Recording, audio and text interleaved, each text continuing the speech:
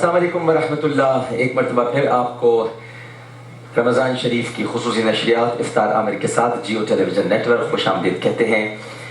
आलिम ऑनलाइन की महफिल है, उलमा इकराम तशरीफ़ फरमा है।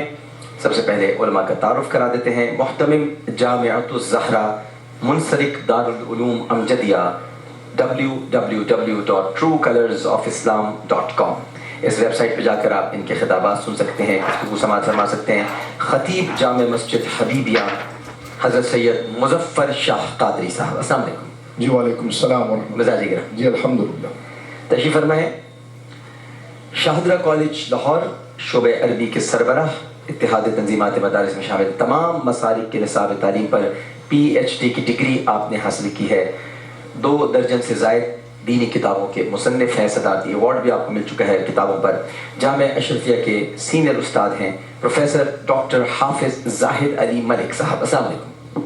वालेकुम अस्सलाम व रहमतुल्लाह। तबीयत ठीक है आप? अल्हम्दुलिल्लाह। तशरीफ़ फरमा है। मरकज़ी सेक्रेटरी जनरल जमीयत उलमा इस्लाम पाकिस्तान समीउल हक ग्रुप, नामवर मजहबी स्कॉलर हैं, आलिम दीन हैं, डायरेक्टर मरकज़ तहक़ीक़ इस्लामी लाहौर, मुदीर आला महनामा मुकालमा बैनुल मज़ाहिब लाहौर।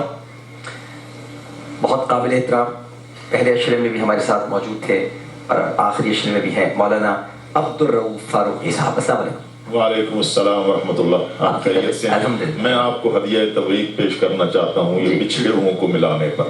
बहुत शुक्रिया। दीन इस्लाम की सबसे बड़ी जो खूबी है वो यही है कि उसने बिछड़े हुओं को मिलाया है। आप ये काम कर रहे हैं, अल्लाह हदिया तबरीक। बहुत शुक्रिया। तशरीफ़ फरमा है। डिप्टी सेक्रेटरी जनरल मजलिस वहदतुल मुस्लिमीन, सरबराह इल्म फाउंडेशन, मरकज़ तहक़ीक़ात इस्लामी और दानिशकदा इस्लामाबाद से तशरीफ़ लाए हैं। बड़े ही काबिल एहतराम हैं अल्लामा मोहम्मद अमीन शहीदी साहब, अस्सलाम वालेकुम।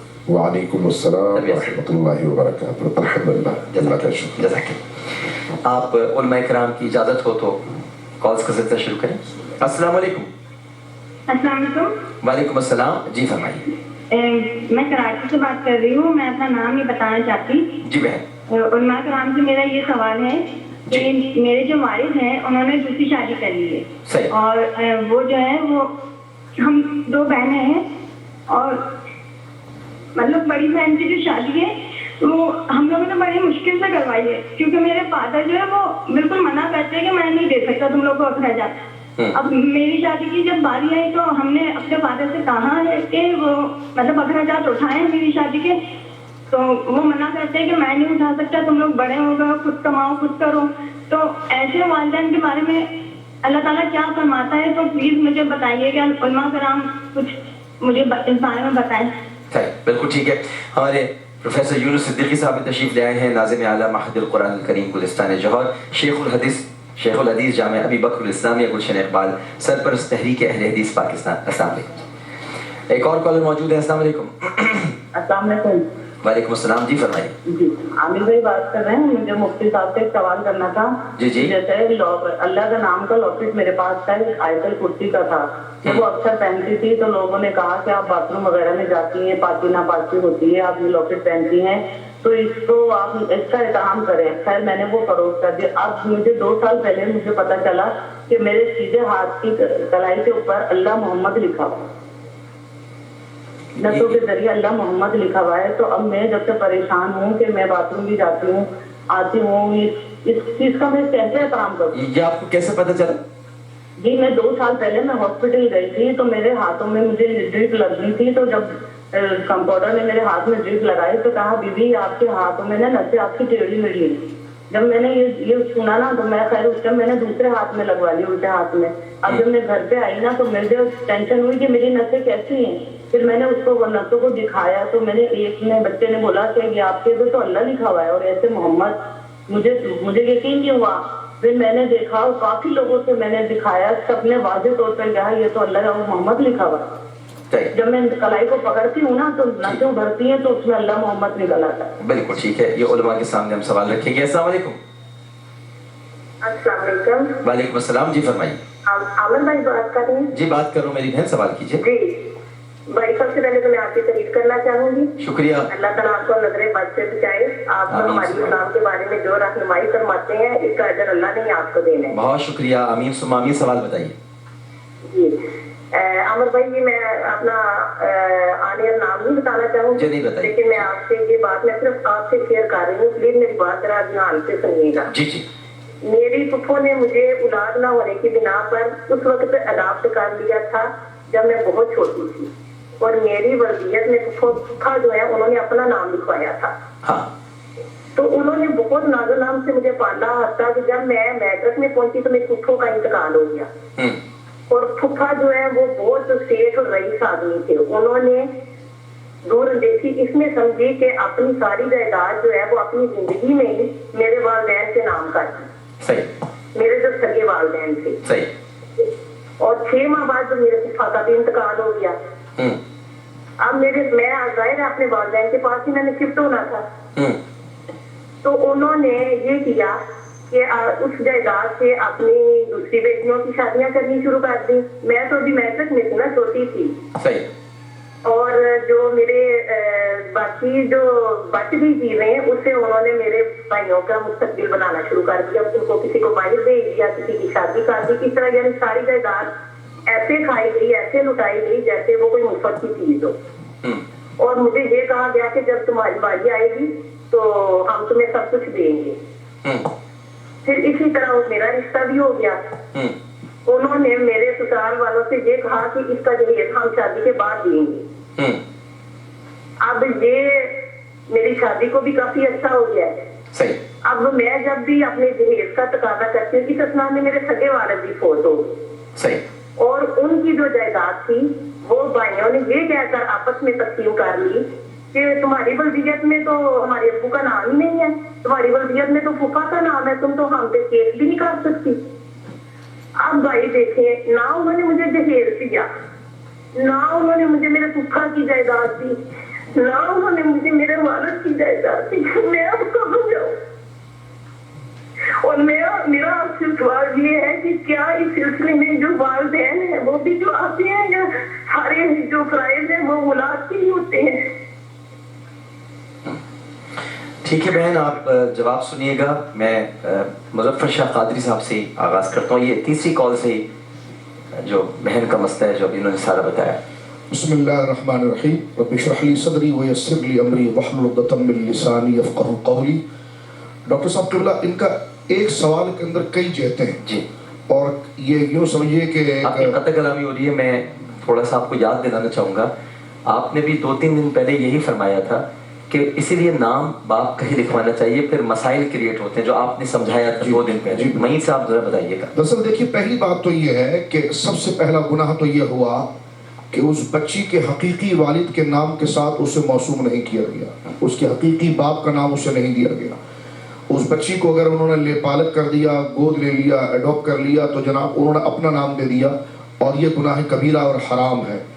قرآن مجید فرقان حمید نے حضرت زید بن حارثہ کے واقعے کو اسی لیے ذکر کیا تھا، اور سرکار دو عالم صلی اللہ علیہ وسلم کی ختم نبوت سے متعلق جو نص قطعی قرآن میں موجود ہے اس کا پہلا حصہ ما کان محمد ابا احد من رجالکم ولکن رسول اللہ وخاتم النبیین، آیت کے سیاق و سباق میں یہ پورا واقعہ وہاں پر موجود ہے. ایک بات صحیح بخاری شریف کی حدیث ہم نے گزشتہ پروگرام میں ذکر کی تھی کہ جناب رسول کریم صلی اللہ علیہ وسلم نے جو ارشاد فرمایا اس کا مفہوم یہ ہے کہ اگر کوئی شخص جان بوجھ کر اپنے ولدیت کو تبدیل کرتا ہے تو ایک تو اس نے اپنی والدہ پر تہمت لگائی یعنی، اور دوسری بات اس میں یہ ہے کہ اللہ رب العالمین جل وعلا اتنا غضب فرماتا ہے کہ اس پر جنت کی خوشبو بھی حرام کر دی جاتی ہے. اور یہ سارا فساد ہوتا ہے جس طرح وراثت کا فساد ختم ہوا کھڑا ہوا. یہ ساری ایک تو یہ ہے، اور دوسری بات اس کے اندر یہ ہے کہ جب انہوں نے اپنی زندگی کے اندر جو اس خاتون کے جو حقیقی والدین ہیں ان کو اپنی تمام چیزیں تحفے میں دے دی، ہبا کر دی، تو اگر ان کی اپنی اولادیں موجود تھیں تو یہ ایک اور ظلم ان پر ہوا کیا انہوں نے کہ اپنی اولاد کے تمام حق کو لے کر اپنی زندگی میں کسی ایک شخص یا کسی غیر کو سب کو انہوں نے ہبا کر دیا اور اپنی اولاد کو اس وراثت کے فیض سے محروم کیا. یہ دوسرا ظلم ہے، اس کی اجازت والدین کو نہیں ہے. اور تیسری بات اس کے اندر یہ ہے کہ جب انہوں نے ہبا کر دیا تو تملیک ہو گئی، تو ہبا کامل ہو گیا، وہ تو مالک ہو گئے. اب جو بہن شکایت کر رہی ہے تو یہ ان کی مرضی تھی کہ وہ اپنے بڑے بیٹی کی شادی کرائیں یا چھوٹے بیٹی کی شادی کرائیں، یا کار خریدیں یا بنگلہ خریدیں. جب اس کے مالک ہو چکے ہیں تو ہر جائز تصرفات کے اندر ان کا حق موجود تھا. لیکن اگر یہ خاتون ان کے زیر کفالت تھی تو اس کی نگہداشت یا ان کے ساتھ جو وعدہ انہوں نے کیا یا ان کی کفالت جو ان کے ذمہ تھی اس پر جو انہوں نے کمی کی ہے تو بہرحال یہ گناہ کبیرہ کے مرتکب ہیں، ان کو استغفار کرنا چاہیے اور اس بچی کا حق، اس خاتون کا حق جو ہے وہ ان کو واپس کرنا چاہیے، یہ ان کے لیے لازم ہے۔ اور اب جو بھائی یہ کہہ رہے ہیں کہ تم تو ہماری بہنی نہیں ہو، تم تو گویا کہ ان کی جن کا نام لکھا گیا ان کی ہے، تو یہ سراسر جہالت کی رسم ہے اور اسلام سے دوری اور اسلامی تعلیمات سے دوری ہے۔ تو خدا کی غضب کو دعوت نہ دیں اور بڑھ بڑھ کر گویا کہ اللہ رب العالمین کی نافرمانی علیہ باللہ نہ کریں، توبہ کریں، سچ کا ساتھ دیں۔ وہ پہلے جو آپ کے والدین نے ظلم کیا اس کی بھی استغفار کریں، اور جو یہ آپ کر رہے ہیں ان کے لیے بھی استغفار کریں جو انتقال کر گئے، اور آپ اپنے لیے بھی استغفار کریں۔ اور خدا را موت کو حق جانے، مرنا حق ہے، قبر میں جانا حق ہے، وہاں پر یہ تھوڑے بہت پیسے کے معاملے میں بندہ نہ شفاعت کو لے سکے گا اور نہ یہ وہاں پر ذریعہ بن سکے گا، تو اہل حق کا حق اس کو دے دیں۔ سرکار دو عالم نے تو یہاں تک ارشاد فرمایا ہے، اب مجھے اور آپ کو جو آسرا ہے حضور کی شفاعت کا ہے۔ اللہ رب العالمین جل وعلا نے اپنے محبوب کی شفاعت کو حق رکھا ہے، لیکن حضور یہاں تک فرماتے ہیں صحیح بخاری شریف کے اندر ہے کہ اگر کوئی مالک اپنے مزدور کو پوری مزدوری لے، پورا اس سے کام لے، لیکن مزدوری اس کو پوری نہ دے، خرچہ اس کو کچھ نہ دے، تو سرکار دو عالم صلی اللہ علیہ وسلم فرماتے ہیں کہ کل قیامت کے دن اس مظلوم کے ساتھ میں کھڑا ہوں اللہ اکبر، اور میں رب کے سامنے اس سے جھگڑا کروں گا۔ تو مجھے بتائیے، ایک تو نہ ہمارے پاس اعمال ہیں، نہ حسنات ہیں، سیئات کا بوجھ ہے، آسرا یہ ہے کہ اللہ رب العالمین جل وعلا نے جو اذن شفاعت حضور کو عطا فرمایا ہے، خاتمہ بالخیر ہو اور اس سے ہماری بخشش ہو جائے۔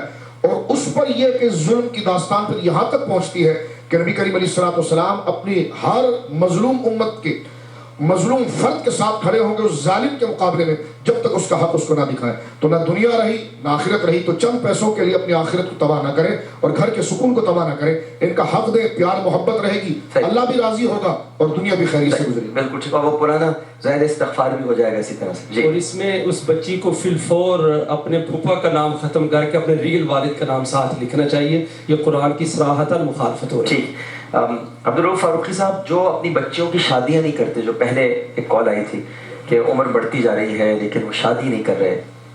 بسم اللہ الرحمن الرحیم۔ سب سے پہلی بات تو یہ ہے کہ ہمارے لیے اسوہ اور نمونہ ہے سرور دو عالم صلی اللہ علیہ وسلم کی ذات گرامی۔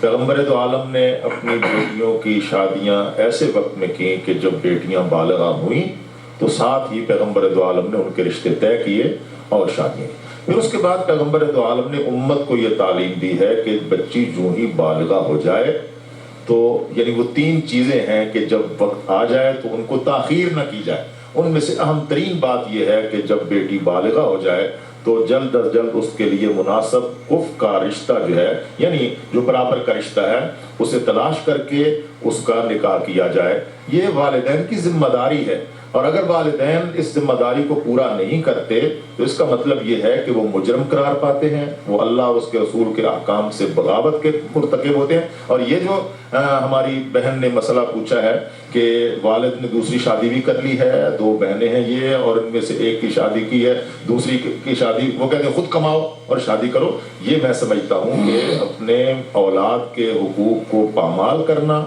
روندنا، اور یہ اپنے اولاد پر ظلم کرنے کے مترادف ہے۔ اس والد کو فوراً اپنے بچیوں کے لیے اچھے رشتوں کا دیکھیں، بچیاں خود تو اپنے لیے بہتر رشتہ تلاش نہیں کریں گی۔ سرور دو عالم صلی اللہ علیہ وسلم نے جو ہمیں شریعت دی ہے اس میں یہ ہے کہ ماں باپ ولی ہوتے ہیں، ماں باپ اپنی بچے بچیوں کو رشتہ کرنے کا زیادہ حق رکھتے ہیں، اس لیے کہ وہ بہتر تلاش کر سکتے ہیں۔ بچیوں کے لیے رشتے تلاش کرنا مشکل ہو جاتا ہے۔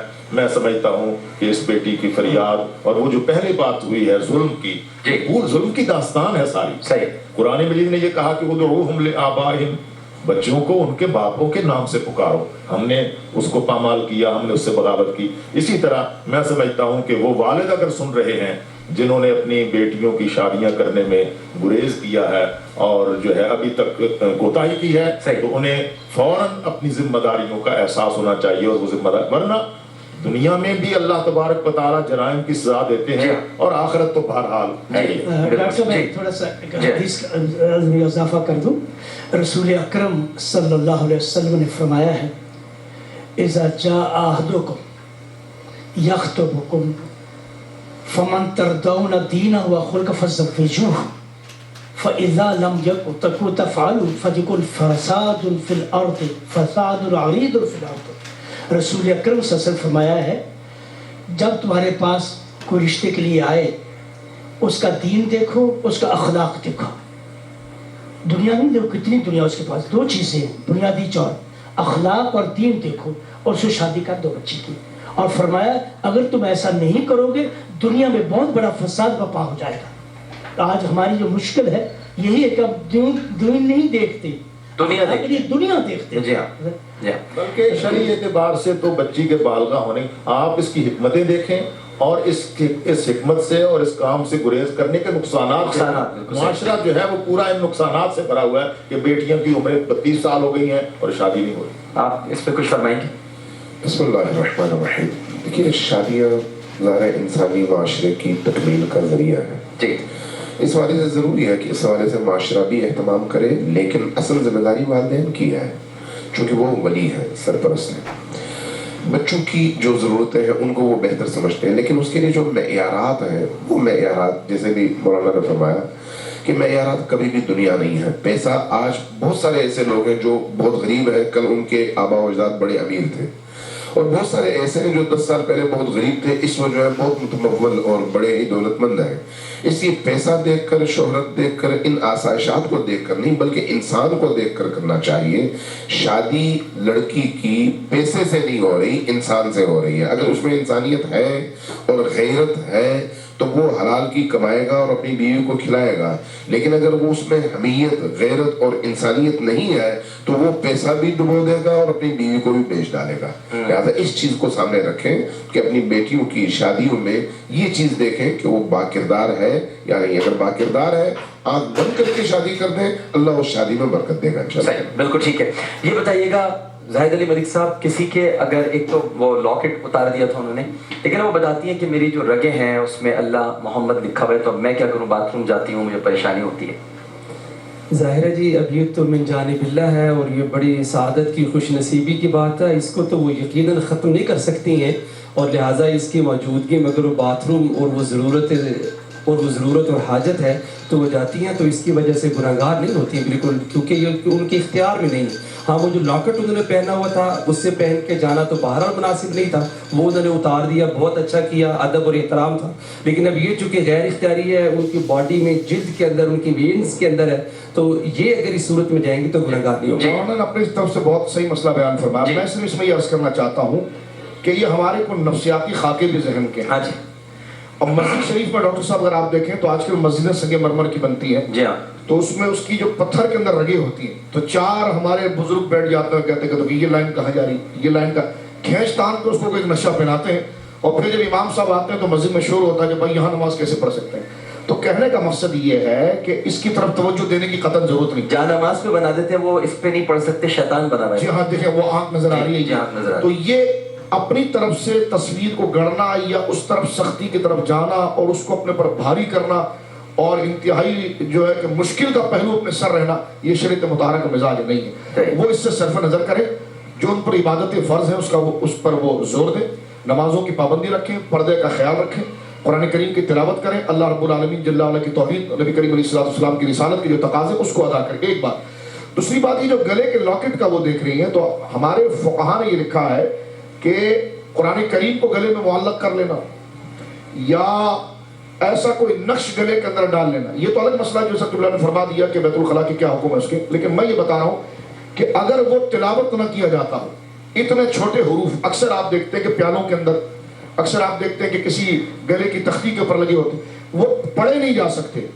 इस तरह लिखना भी मकरूह है और इस तरह का एहतमाम भी मकरूह है, ये शरन जायज़ नहीं है। लिहाजा इससे इज्तनाब करना चाहिए। उनके जो आयतुल कुर्सी गले में थी, आप जो है कि वो सबसे बेहतरीन तरीका ये है कि रात को सोने से पहले आप पढ़ लें आयतुल कुर्सी, मुआवज़तैन पढ़ लिया करें, आयतुल कुर्सी पढ़ लिया करें, और वो अपने हथेली पर दम करके अपने जिस्म पर फेर लिया करें। ये आपके लिए मिन जानिबिल्लाह बहुत ज्यादा मौसर है, जो मसनून तरीका है, जो मसनून तरीका। बिल्कुल ठीक है, सही। कुछ ट्विटर के सवालात की तरफ बढ़ते हैं, और कुछ ऑडियंस करना चाहें तो प्लीज हाथ बुलंद कर दें ताकि आपके पास माइक पहुंच जाए।